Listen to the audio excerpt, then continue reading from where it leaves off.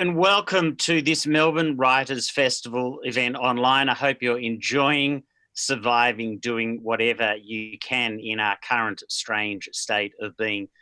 In a moment, I will introduce to you the fantastic, eclectic polymath that is Patrick Radden Keefe. He's done two remarkable projects where trying to establish the truth is incredibly difficult. But before I do, an introduction. My name's Raphael Epstein. Thank you for tuning in. I'm from ABC Radio.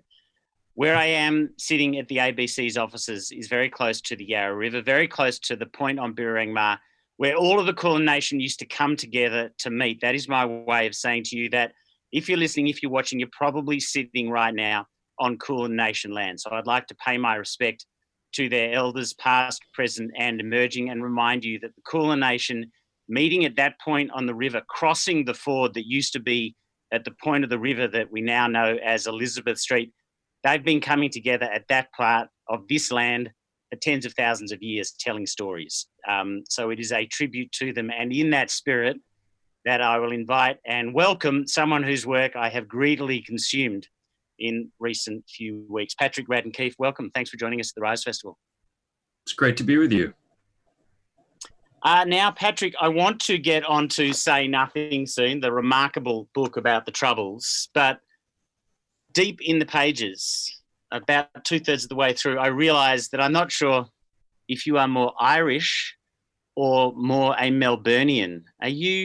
What is your connection to Melbourne, and is it stronger than your connection to Ireland? Much stronger. My mother grew up in Melbourne. My mother grew up actually in the area that would end up flooded by the Upper Yarra Dam. Her father was an engineer there. And so all of my aunts are in and around Melbourne. Cousins. As a kid, I used to go every year during my summer and your winter, which wasn't much fun. So yes, I feel much more connected. I have this very, very aggressively Irish name, but the truth is a much stronger connection to Australia. Well, we'll claim you as our own, 100%. Look, I want to get on to the trouble. I will get on to the Troubles. I did mention that remarkable theme of just trying to establish what's real and what isn't real. Let's start with Wind of Change, this incredible podcast that I was told about by a friend, and it sounded crazy. I was dog walking, something about a song and an intelligence agency. Why don't we start with, I think where you started, the story about Michael and Oliver? Sure. So almost 10 years ago, I was living in Washington, D.C., and a friend of mine who's a dear friend, but also a source for me as a journalist, and a very colorful guy named Michael, who is kind of an international man of mystery. He's got lots of mysterious friends, and he's worked for years on the fringes of the spy world. Sent me an email. And he said, do you know this song, Wind of Change by the Scorpions? And I had to look it up. I had to have my memory jogged. The Scorpions are a German metal band, been together for decades. And in 1990, they released the song Wind of Change, which was a kind of an anthem for the change that was sweeping across Europe. It came out just after the Berlin Wall fell, and it became sort of the soundtrack to the collapse of the Soviet Union. And the way this podcast started was that almost 10 years ago, my friend Michael wrote to me and said, I heard a crazy story last night that song wasn't actually written by the Scorpions. It was written by the CIA. And now, can I just interrupt? Because I guarantee if you don't think you know this song, I reckon you will. Once you hear the whistled refrain of Wind of Change, you won't get it out of your mind. Here's a little sample if you can't quite remember the Scorpions' Wind of Change.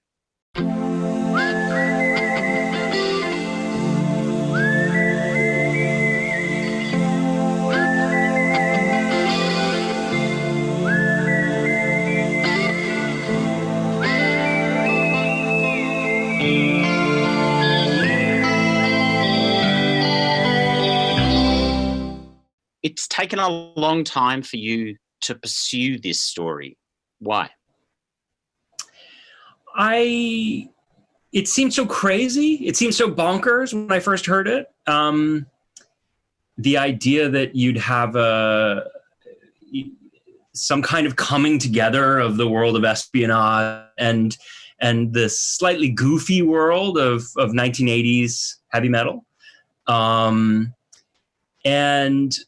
the real issue for me was that I couldn't figure out how to tell the story.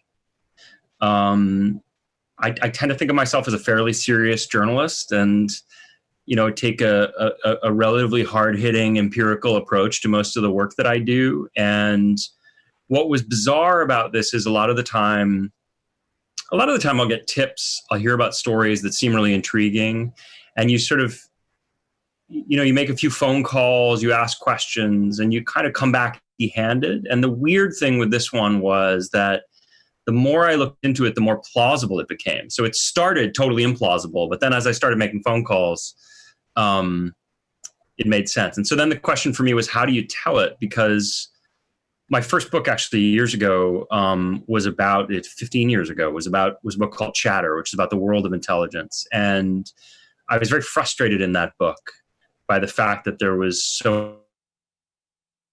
and that citizens aren't able to know about what their governments do. And I woke up in the middle of the night about 8 years ago, having been nursing this story over the years and not knowing what to do with it. And I realized it's a podcast. It wants to be a podcast for two reasons. One is that I think that for reasons that I don't really understand, and as a radio person, maybe you have a better sense of this than I do, but there's something about audio that is more accommodating of uncertainty. I think that, there's a sense of intimacy. You're with the person, you can hear their voice, the person who's doing the investigation, and it makes it much more about the journey than about the destination. Whereas print is quite unforgiving that way. If you write about intelligence and you can't bring back the receipts and say, oh, I've proved it, dead to rights. There's something I think inherently unsatisfying about that in print. And then the other issue was the music, that it's a story about music and the power of music and the ways in which music has been used by governments over the years as an ideological weapon. And so to be able to play the music, I thought might be an opportunity to tell the story in a way that would be more immersive than I could necessarily do on the page. Yeah, I've got to say I was jealous that you were able to write a story, but to do a story in this form. I've written a book on intelligence, and trying to describe the Hall of Mirrors is almost impossible, although it's a great template actually for the way we just deal with the world. I'm just curious if you thought, because my mind changed as I listened to all 7 or 8 episodes, is this a serious story or is it a fun story? Because I could never quite decide, and I was immersed in both. What do you think it is? It's both. I mean, I wanted, part of the reason I wanted to do it is I had just written this book about the Troubles, which is very grim. And I knew that my next project was going to be the book that I'm working on now, which is about the opioid crisis, which is also very grim. And here it's a bit of a lark, right? It's such a wild story. And the kind of odd bedfellows quality of it, where I'd be interviewing former spies, but also ex-rockers and music managers and drug runners and all of these kind of colorful characters, and able to travel around and it's tricky. I mean, I often thought that the stakes were quite low, and that was part of what appealed to me about the project. I will say, the deeper I got into it, the more I realized that the stakes were maybe actually higher than I had anticipated. There was an arrogance in me thinking that the stakes were quite so low. When you go to Ukraine and you talk to Scorpions fans who love that song and for whom that song was this kind of landmark political moment, and you say, hey, what if it was written by the CIA? You realize that the stakes are actually not so low. But yeah, for me, it was meant to be fun, and I didn't want to lose that. I wanted it to sort of walk that line and not tip over too far in one direction or the other.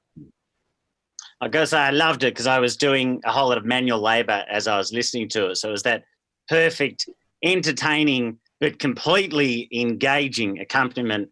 Things like the guy who paid a whole lot of money for the axe that killed Trotsky, and I thought it was an ice pick. I mean, whatever, like, it's just bizarre. But in terms of how we tell stories to each other, so this is clearly clearly a story that is told inside the CIA. You established that. I just wonder what you think you discovered about the stories we tell ourselves and then the stories that the media tell us. Did it give you any insight into how slippery those notions can be? Absolutely. And it's a great question. And I I may have been primed to be thinking about those types of questions because in some ways that's what Say Nothing, the book, the most recent book was all about. And I've written pieces for the New Yorker that keep coming back to these kinds of themes. What are the stories that people tell themselves and tell each other to explain the past and explain the things that they do? And I'm interested in that question as it relates, even within the nucleus of a single family. How does denial work? What are the myths that we're raised on? But then more broadly, it's true, of a whole society in a place like Northern Ireland, and it's true of an institution like the CIA. What are the stories that the way in which this came to my friend Michael is that a friend of his who was a spy, a CIA guy, had told it to him, and that guy heard it from an older spy, this kind of gray beard, an agency, a sort of wizened, gristled agency veteran who was wheeled in to tell war stories about the Cold War. And there's this strange sense, right, in which that's they try and inculcate a sense among the young recruits of what they're going to be doing in the CIA. And this is the story that he tells us. That great anthem, we wrote that. And it became this kind of bloodless revolution that galvanized young people in the Soviet Union and helped bring down the USSR. And nobody will ever know. And the weird thing with secret stories, right, is that you can't check them. As the journalist like me, it's very hard to come in after the fact and say, oh, this is true and this is not, which I think sometimes leads to embellishment. And of course, the big thing they missed is they didn't pick the wall coming down. That's the delightful part of the CIA story. But out of 10, how much do you feel like you nailed the story? How much do you feel you verified or didn't verify whether or not the CIA had a role? I don't want to make you or force you into a spoiler, but how much do you feel like you managed to nail that jelly to the wall? Oh, I don't think I did, but I knew going in that I wouldn't. I think it's the nature of in a deeper sense, the podcast is about how do you operate in this world full of propaganda and misinformation and classification? How do you make sense of the stories that you hear? So I don't think it's too much of a spoiler to tell the folks that are joining us that there's some ambiguity at the end. But in a way, for me, that was the whole point, right? Was that I knew from the start that I had to kind of embrace that ambiguity. If I could have written it in the way that you would an article in the Washington Post or in the New Yorker, I probably would have. The reason it made sense as a podcast was because I knew that you would end with not all of your questions answered. And the way you wove in the State Department and the government in America and their role in trying to use people like Nina Simone and Louis Armstrong as a cultural export, as an export of the values that your nation stands for. I have to say that I consumed your book and then watched the podcast and then sat down and watched the musical Hamilton, which I've been obsessed with for years.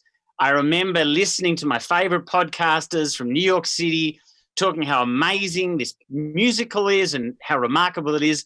But then when I sat down to watch Hamilton, actually what kept on coming into my mind was, this is just propaganda for the American story. And the American story is this disaster.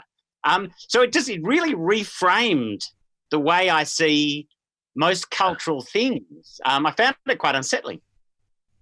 Yeah, I mean, I think that was part of what I was hoping to do. I'm pleased to hear that you found it unsettling because it was unsettling for me to start looking, not just at Wind of Change, but at these other examples where the hidden hand of government is there. And there's a moment in the podcast where there's kind of a callback. But early on, I interviewed this woman, Jonna Mendez, who is a marvelous character. She was the CIA's master of disguise, but she was married to Tony Mendez, who was this famous CIA guy who is the hero of the movie Argo. He's dead now, but he's played by Ben Affleck in the movie Argo. And Argo itself is a kind of an interesting story because it's a story that the agency tells itself about how, there were these hostages being held in Iran, and the US kind of cooked up this crazy way, the CIA, to get them out, which was to create a fake movie that they were going to go and scout in Iran, and they would go and sneak these people out. And Tony Mendez is the guy who does it. So from its very inception, this is a bullshit story, because actually it was the Canadians who basically did everything. And, if you talk to Canadians, they get very upset about Argo because, Canada just gets completely written out of the story. The CIA takes all the credit. But then Jonna Mendez said this thing quite casually. She said, the Argo story, it was declassified by George Tenet when he was the director of the CIA. And he chose to declassify it because he felt like there's all these terrible stories about all the awful things that the CIA does. What if we gave them just one good story of us getting it right? And so he makes that decision to declassify the story. It gets written about. Eventually, there's a magazine article. The magazine article gets optioned. A screenwriter writes a screenplay. The movie gets made. Argo wins all the Oscars. But the interesting thing is it's kind of propaganda, isn't it? I mean, it started with the director of the CIA saying, we're really getting a bad rap these days. What if we just dribbled out one little story, to see if that could win some hearts and minds? And it did. That's amazing. Can I just focus on your experience with the music and the musicians for a moment? Again, I don't want to give away spoilers, but there's the journalist part of me and the male concert-going part of me that really identified with you. You finally see them and you see them sing this song. Just take people through that. What was that like? Well, I mean, I think the thing that was tricky for me is that I'm not a metal fan. I wasn't growing up. I was really in 1990. I was into Public Enemy. I was into hip hop. That was my thing, and so metal was kind of anathema to me. And the Scorpions are in some ways a particularly goofy band, and there are these German guys singing in English. They've been around forever. Some of their songs are quite cheesy. And so I kind of went into this, I think, with a bit of a, maybe a stereotypical New Yorkers kind of arch sense of irony and disdain. And we're in Kyiv, in Ukraine. And we tailgated at the beginning. We just hung out and, stood outside, drinking with all these Ukrainian fans, some of whom had driven like 10 hours to come to the show. And I was very moved by the attachment that these people felt to the music. And then we got in, and there was a laser show. We had great seats. I mean, we were standing, but not far from the stage. Packed arena. This old Soviet era, they call it the Sports Palace in Kyiv. And when they played Wind of Change, the whole place experienced this kind of moment of emotional catharsis. It was like the song they'd all come to hear, and everybody was singing. And I looked around, there were like grown men with tears streaming down their face, and everybody was holding their cell phones up, and we're all swaying and singing. And at a certain point, Klaus, the lead singer, stops singing, and he just holds he's got a long microphone stand, and he holds it out, and you can hear all of us kind of chorusing together. And anyway, there's a moment in that we got the audio. We were recording this whole thing. There was a moment when I was listening to it with my producers, and in the midst of all this, you hear very close to the mic this woo! And, and my producers are like, was that you? And it was. I was completely taken in. And so it was, for me, it was a, it was a telling example of the very visceral power that music, even cheesy music, can have. And just another provincial point, before you meet up with Klaus, I hope you don't mind, you actually do get a chance to chat to him. Excuse me. They've been to Melbourne. So this is not some obscure band that only plays in the back blocks of Europe. They were here in Melbourne in January. Again, without giving too much away, you appropriately late, it's at the end of the podcast, you finally meet the man you're talking about, the guy who wrote the song. What was that like? I mean, it was a delightful experience to listen to. What was that like? It was, for me, it was funny. I've written about a lot of big bad guys for the New Yorker. It's almost a beat for me. I wrote a couple of big pieces about Chapo Guzman, and I've written about a bunch of bad billionaires who've engaged in one sort of impropriety or another. So I feel like I know the experience of the kind of big climactic interview. And with Klaus, it was almost like the Wizard of Oz or something. It was this guy I'd been thinking about so much for 10 years. And so it was just funny for me that I was really, and I think you can hear it if you listen to that episode, I had a bad case of the nerves, which is just funny because when you think about some of the people I've written about in the past, you would think would make you more nervous than Klaus Meine, the lead singer of the Scorpions. But I also knew that I was going to go in there and ask him if, his most famous song had not been written by him, but the CIA, and that, one can only guess what his reaction would be. So it was bizarre. And then he proposed this weird meeting place at this kind of empty hotel on the outskirts of Hanover in Germany. The whole thing was so, the whole thing was very much out of a John le Carré novel, but with elements of the absurd mixed in, It's just entirely delightful, that podcast. And to be told by my dog walking buddy about this weird thing, and then it turns into this amazing podcast, and then I get to chat to you. It's just fantastic. Just before I get onto the book, I think we all have, especially if we're fans of the Melbourne Writers' Festival, we all have in our minds this quite highfalutin view of the New Yorker writer. These amazing people who have such facility with words. So I'm hoping you're going to tell me, doing a podcast, was it easy? Just that process, scripting, audio, how different was it to writing? Much, much different. I mean, and in mostly in good and fun ways. I mean, it was, it's very collaborative in a way that the kind of writing I normally do is not. I mean, most of the time I've been writing for the same editor at the New Yorker for almost 15 years. And I deal a lot with him. But other than that, I'm kind of alone in the mine shaft most of the time.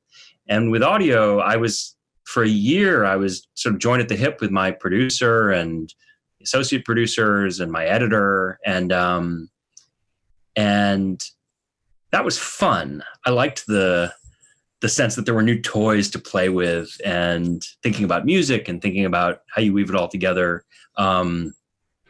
That was really fun. There were big challenges for me associated with doing audio interviews. I mean, I could go on and on. As a print journalist, and you stop and start and stop and start, and it's different in radio.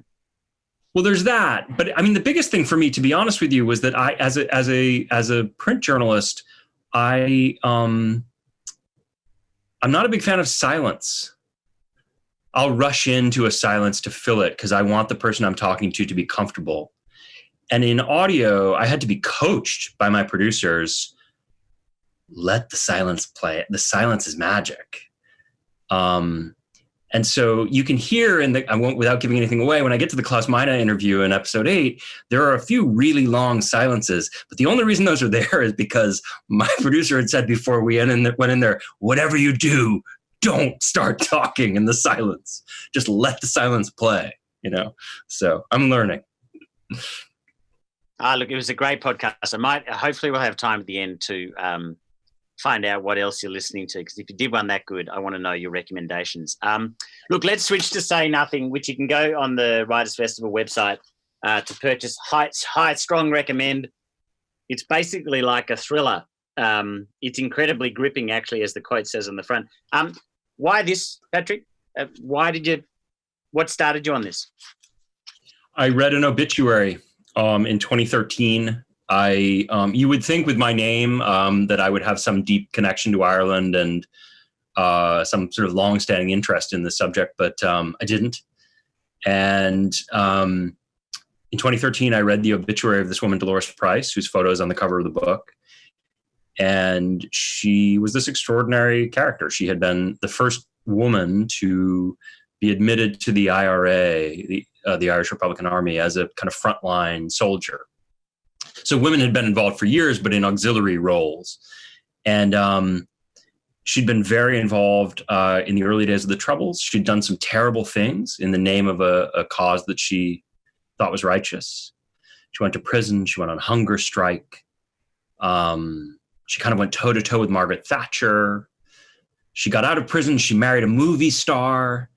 And in 1998, the Good Friday Agreement came around and the Troubles ended. And what was most fascinating to me, which was right there in the obituary, was that she had tremendous misgivings about the peace. And it caused her some real trauma when she sort of thought back to some of the things she'd done and the way in which the conflict ended. And that obituary mentioned the name of another woman, this woman, Jean McConville, who was a mother of 10 and a widow in Belfast in 1972, who was taken away and disappeared and murdered by the IRA. And the obituary suggested that there was a connection between these two women, that Dolores Price might have had something to do with that. And so the idea for what started as a magazine article and then became the book was that you could tell the story of these two very different women who were linked by this one terrible act of violence. It's very noticeable that it's two women, and you use two women to tell a story that was dominated by men. So that's an accidental choice? It was an accidental choice that once I'd made it, I leaned into it, because when you read the history of the Troubles, it's mostly a history of men, as it's been written. And growing up, I grew up in a fairly Irish American part of Boston. And, when I thought about hunger strikes, I knew Bobby Sands. That was pretty much, I knew there was Bobby Sands, and there were 9 other guys who were on a hunger strike with Bobby Sands. Couldn't tell you their names, but all 10 died. It was a great tragedy. And that was about the extent of my knowledge of hunger strikes. I had no idea that there were these two sisters, Dolores Price and her sister, who nearly a decade earlier had gone on this very celebrated hunger strike and been force-fed. And so there was, I felt like a story that hadn't been told there. And I didn't go into it thinking that I wanted to tell the story of two women, but I did want to tell a story of a sort that hadn't been told before. And that seemed like an opportunity.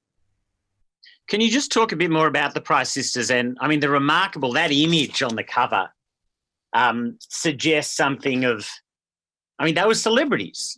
Can you just talk a bit about what they, why they ended up on hunger strike, what they did, and then the way the media covered them? It's fascinating. Yeah, so they were these two sisters who grew up in a family that was kind of Irish Republican royalty. Both of their parents had been Irish Republicans.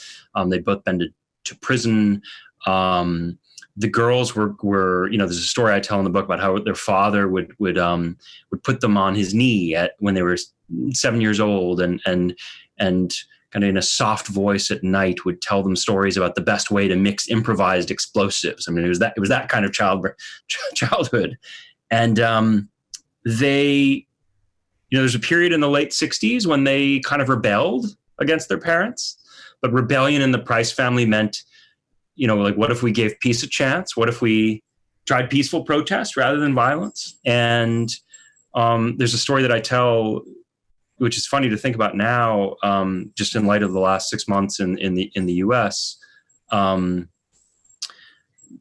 they go on a peaceful march, and the march had been inspired by the U.S. Civil Rights Movement. This was a march to protest for better rights for Catholics in Northern Ireland, and they got beaten up. They got beaten up by a mob, and the police stood by and allowed it to happen.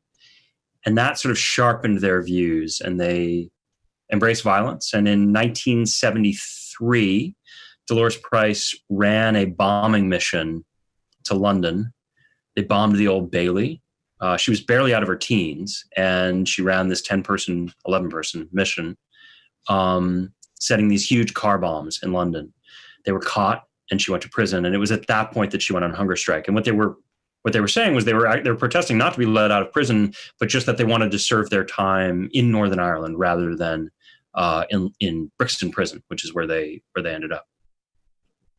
And in terms of the way, I was just going to say, in terms of the way they were covered, I didn't answer that part. The press was very taken with the Price sisters because they were these kind of, they were quite attractive. They were very impetuous. And the very notion of these young Catholic girls toting Armalite rifles and planting bombs, I think, was intriguing and frightening, particularly in Great Britain. And so the press had this kind of romanticized, sort of sexualized coverage of the sisters. And it was fascinating to go back and read it all. And I think if you look at that photo, they played into it. I mean, Dolores clearly knew that she was perceived as this kind of pinup for militancy and leaned into it a bit. Just give us some sense of why the issue they were striking over, refusing to be sent, wanting to be sent back to Northern Ireland, why was that the battleground? Well, because I think that the perspective of the British government was that you could not make any concessions, however small, to the tactics that these people were employing. And so, if you did, you'd be giving in to terrorism. And so you had this hunger strike. And what happened was that the sisters looked like they were going to die. And at that point, the government sent people in to tie them down and start force feeding them, and did that for about 200 days. It was terrible, terrible procedure.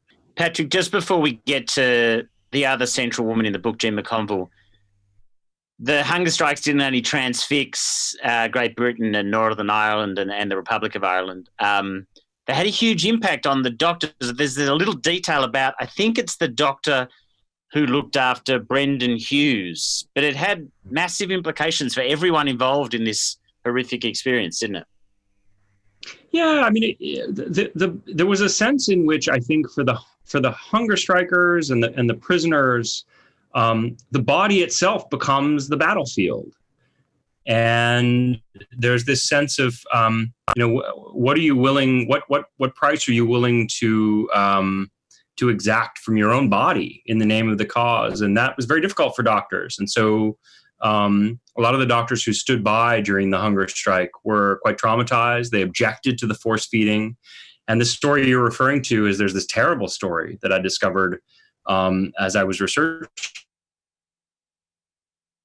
Quite a kind doctor, a Dr. Ross, who stood by the men who were on hunger strike. This is an earlier hunger strike that is before Bobby Sands, but after Dolores Price.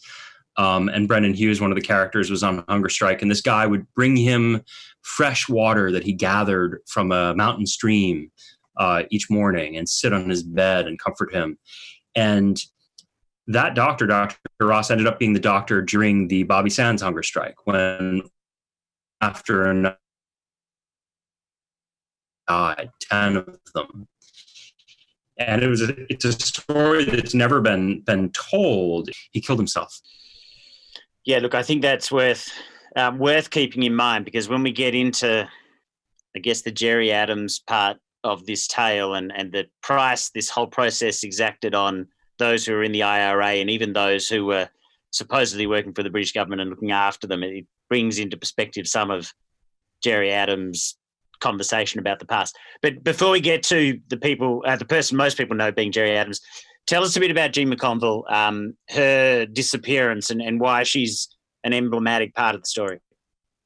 Yeah, so Jean McConville was a Protestant woman from East Belfast who married a Catholic man, and that was quite unusual then, as now. They in Northern Ireland they call it a mixed marriage if you have a Catholic and a Protestant who get married, and they had 10 children, which was not unusual by the standards of the day. Not atypical at all in those days to have such a big family in Belfast. And her husband died of cancer in early 1972. And at that point, they were living in West Belfast. And so she's kind of marooned in West Belfast in this very Catholic area, nationalist Catholic area, a lot of IRA presence, with these 10 kids to look after. And one night in December 1972, a gang of people came to her apartment in a big housing complex there. They were armed. They were masked. They dragged her out. Her kids were clinging to her legs. And they told the kids, we just need to speak to her. We'll bring her back in a few hours. And they never did. She was never seen again. And so she was disappeared in the to use the term that we tend to in describing what is really a war crime, to kill somebody and secretly bury them. And the children grew up orphaned, not knowing what had happened to their mother. How common was that during the Troubles? Quite uncommon, actually. It happened, a little more than a dozen times total through the whole course of the Troubles. And we don't know exactly why it happened with Jean McConville, though I think the suspicion is that the optics of murdering a mother of 10 who was a widow were considered so bad that they decided it was better just to dispose of her body. People who haven't read the book are probably wondering, why would you kill a widowed mother of 10? And the answer is that the IRA believed that Jean McConville was an informant for the British Army. And why did firstly, being an informant is clearly, it's the equivalent of being a traitor. But why did the issue of the disappeared and the issue of the people who might have done the disappearing, why was that still so central into the 90s, even when then President Bill Clinton's involved in trying to resolve a peace? Why is the disappearance of people like Jean McConville still such a festering sore when a lot of the rest of the Troubles is over? Well, I think the one thing that was very revealing for me going over, I made 7 trips for the book to Northern Ireland, and the past is not the past there. It's very much the present. And so there is a peace, but I think that there are ghosts everywhere. And there are questions about what happened in the past. And the most extreme example of that would be, these families who've had somebody disappeared, where they don't have a body to bury, they don't have a grave to go to. And I think for the relatives, there's a sense in which they're kind of caught in a sort of purgatory. And so I think that I don't mean to suggest it's the only one, because there are many, but in a great catalog of unresolved issues associated with the Troubles, the disappeared was sort of the most extreme, right? Because you get these families saying to the IRA, tell me where my mother is, tell me where her body is. All I want, I don't need justice. I just want a grave to go to. And I think that was was and is a very visceral aspect of the kind of long hangover of that conflict. And just by way of talking or addressing the the blending of the political leadership of the struggle versus the violent and terrorist leadership of the struggle, and the fact that they're actually joined together. Before we get to Gerry Adams and what he knew, when did he know things, what did or didn't he sanction? Tell us a bit about Brendan Hughes, because he and especially Dolores Price, but the Price sisters, they go off in one direction and Gerry Adams goes off in another. But just tell us a bit about Brendan Hughes. So Brendan Hughes is another big character in the book. He was also very much on the front lines of the IRA in the early 1970s. A very charismatic guy, a tactician, somebody who was really kind of on the ground doing operations.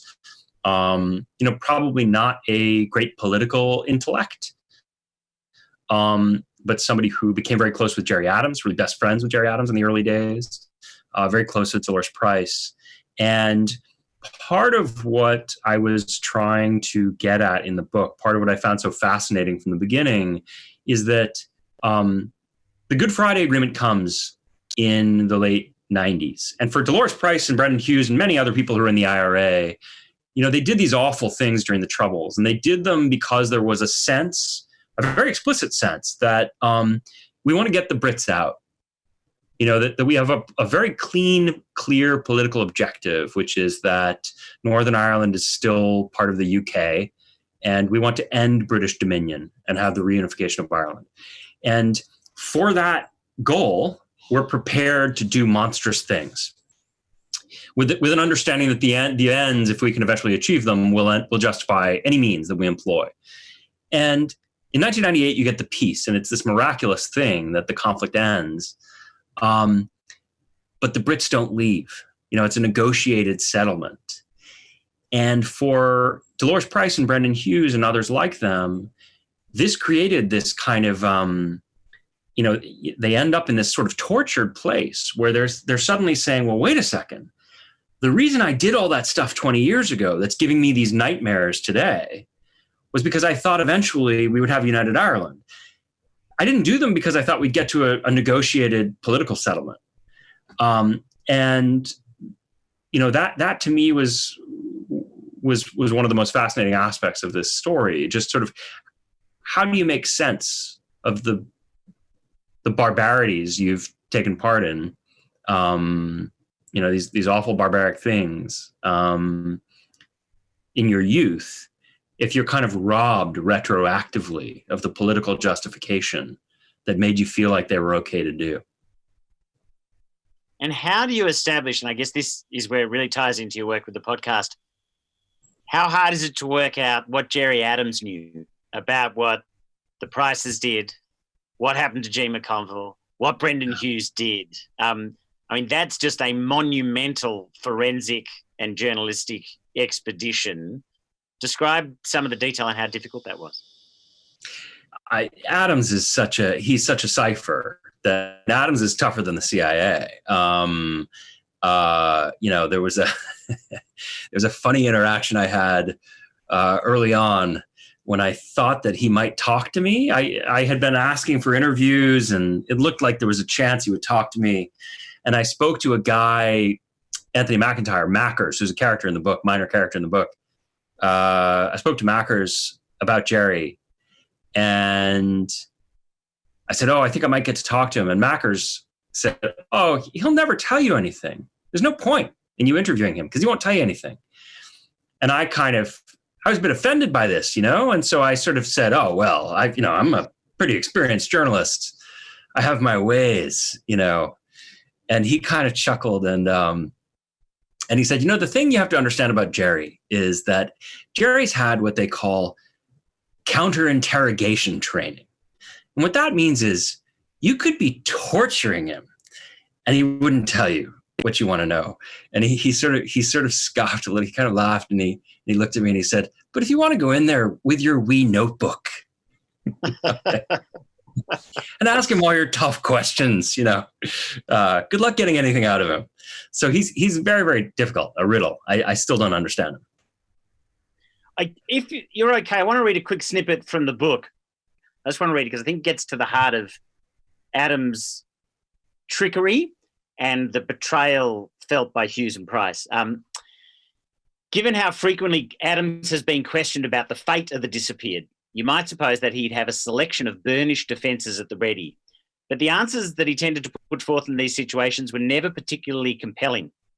Questioned about the oral histories of Brendan Hughes and Dolores Price, Adams tended to repeat his assertion that because they were aggrieved opponents of the peace process, their accounts must be dismissed in their entirety.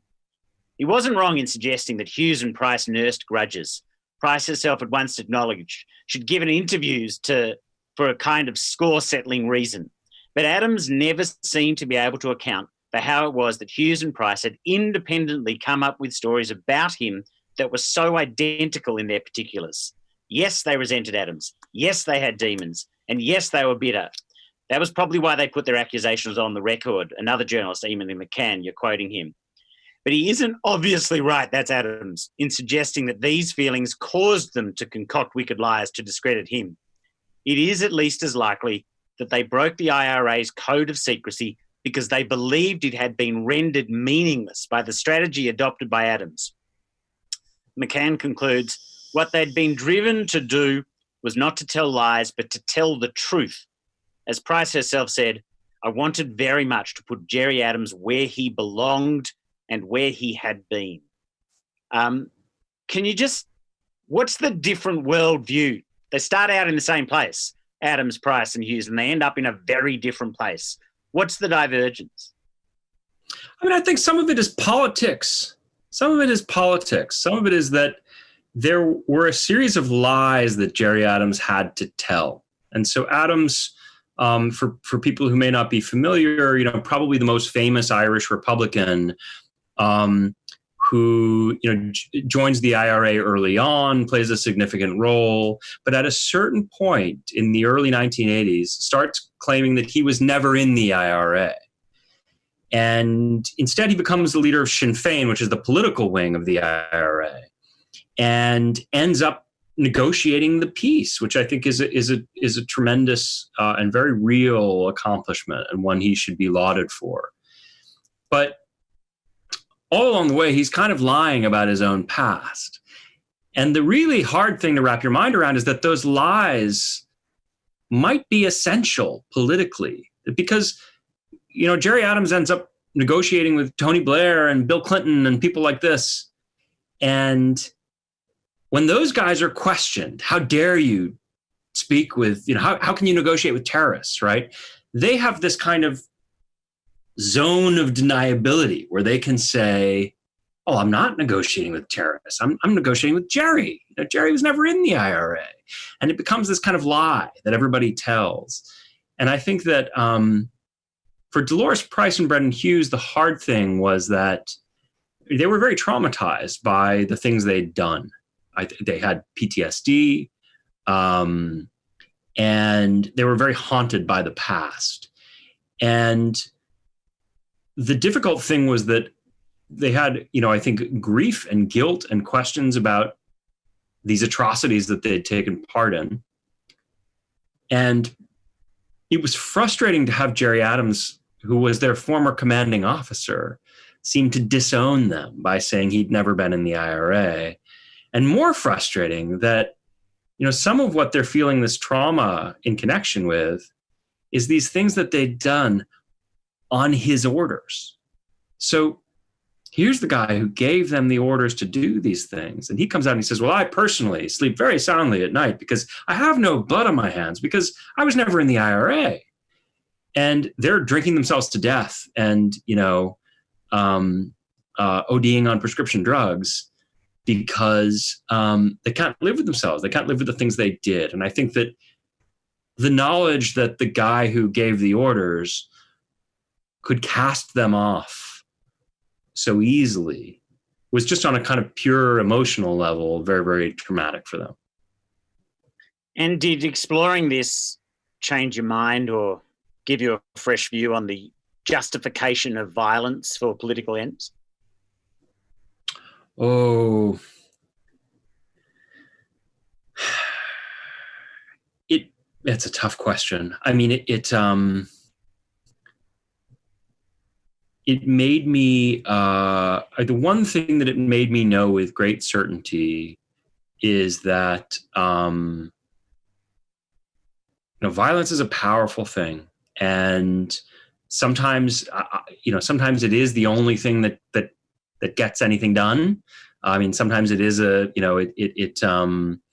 this debate has been happening in the US in recent weeks, but it's like at the point where you throw a trash can through a shop window, change happens in a way that it doesn't when you solemnly and nobly march along not throwing trash cans into shop windows. At the same time, violence, certainly of the sort that happened in the Troubles, what came home to me is that, to quote Eamon McCann, the guy that you were quoting, read that passage, to quote Eamon McCann, nothing will come out of this that will be commensurate with what you'll put into it. And I also wondered what you think of how different the world was during the Troubles and when this happened. I just feel like in the middle of a pandemic, the Troubles seem not minor, but, you could be a reporter in London or even in Dublin. You could go and visit the Troubles and come back. In the same way that war correspondents, the famously Anthony Lloyd, reported on the Bosnian wars and would come back to the pubs in London on the weekend and go to the soccer with his mates and then head back to the siege of Sarajevo. I just wonder if something like living through the pandemic, living through where you are in New York City, do you at all look back on, gee, it would have been much nicer to be a reporter being able to dip in and out of the Troubles compared to being a reporter right now?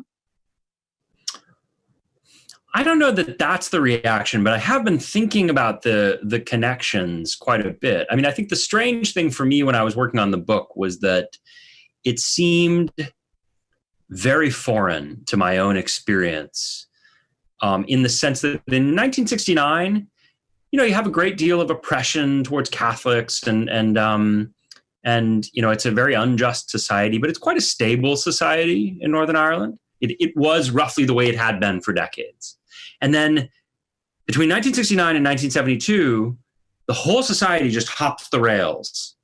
And in 1972, people are killing each other in the streets. And when I was working on the book, part of what I was trying to capture for readers, in the States, in Australia, anyone who might feel like this is a kind of remote situation, was I just wanted you to feel very viscerally as though you were there. I mean, to me, it felt like less like any kind of history I could relate to, and more like a zombie movie, right? The idea that the speed with which society can break down. And the one thing I'll say is that, the last 6 months in the United States, I feel, much less like that's a fantasy or some remote piece of history.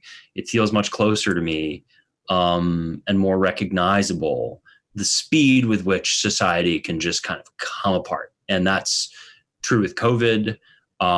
It's true with police departments in the United States and the general nature of our politics. But it's been deeply sobering for me to kind of look back at what felt like a history book about Northern Ireland through the prism of the sheer madness of life here quite recently. Yeah, look, 2 years ago on July 4 weekend, I was watching the Macy's fireworks on one of the expressways in New York City. I have a genuine sense of terror for your country. I just wonder how you feel about your country right now. Terrified. In every conceivable respect. I think the one thing I'll say is the moments of optimism, and I feel some of that optimism, and my heart of hearts, I very badly want our society to kind of wake up and snap to and realize that some deep fundamental things need to change. And we'll see what happens in November. But I think that it's been very scary, and that's true. That's true of the pandemic. It's true of the general distrust in institutions. It's true of the kind of broader, encroaching sense that there is no truth and no reality, and all science is politics, and it's scary. Well, look, the book I do have an Australian passport, I should say. Well, it's very hard to fly between countries. Just keep that in mind. The book and the podcast are a great way to engage with the most important question that we all face, which is how on earth do you work out what the truth is, and who do you trust to deliver that truth to you? I trust Patrick Radden Keefe. But before I let you go, I want to know what's next. Like, what are you writing next, either for the New Yorker, or I think you mentioned a book. What's coming next? I've been working for as well as the podcast. I've been working for the last 18 months or so on a book about the Sackler family, who are a very well-known philanthropic dynasty here in the States, who've given a lot of money to art museums and universities and been celebrated for that. They also have a company that created the drug OxyContin and helped spark the opioid crisis. And so the book is about this 3 generations of this family and the legacy of their company and what they've done. Look, don't forget the book. Say Nothing. Stick him if you're not sick of looking at him. You can stick him in your earbuds and listen to Wind of Change. You can get the book at the Melbourne Writers Festival website. By the time you are listening to and watching this, you'll probably be living in a state of extreme lockdown. So I hope you'll stay safe. Patrick, stay safe as well. Good luck with the book, and thanks so much for joining us. Thank you. Same to you. Thanks so much for having me.